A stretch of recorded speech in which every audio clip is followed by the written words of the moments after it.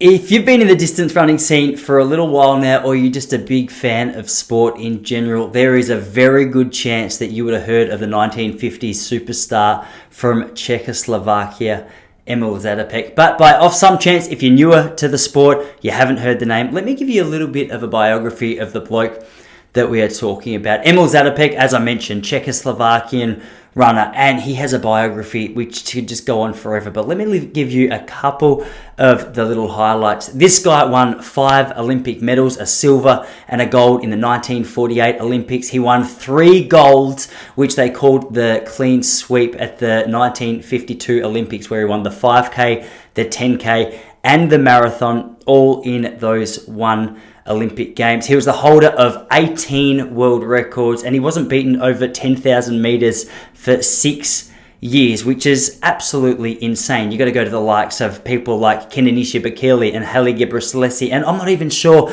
that these modern day legends in the distance running world were undefeated for that amount of time. More than that, Emil Zatopek was so highly regarded by spectators because he was constantly seen as pushing through pain and agonizing his way throughout the races that he was running. But off the track, apparently he was funny, he was charming, he was witty, and he was just a really good bloke that people enjoyed being around. But one of the things which often comes up with a name like Emil Zatopek is that he had a very interesting running technique. So before I go on, let's have a little bit of a look at what it is that we're referring to when we're looking at Emil Zatopek's technique. Forced him onto the verge.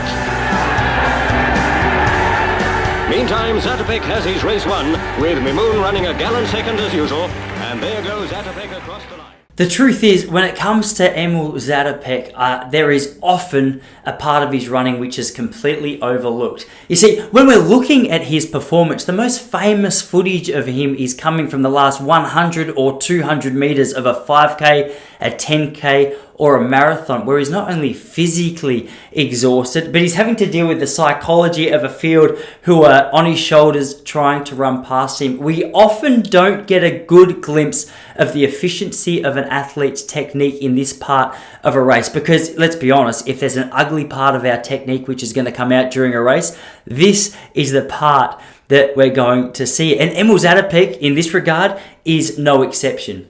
Now, let's just be clear, I'm not critiquing the guy who's the greatest athlete of his time, which is a pretty good sign that he was doing a lot right. And I think if we have a look back at some of his footage throughout the middle stages of the races that he was running, we'll get a bit of an idea of how relaxed an athlete he really was. Let's just have a quick look at some of that footage now. Now Zatopek's going into the lead, followed by Shada, Reef and Perry. 10th lap and the battle is really beginning. Zatopek is in the lead and Chataway has come up. But here comes Shada. He's passed Chataway and he's just passing Zatopek.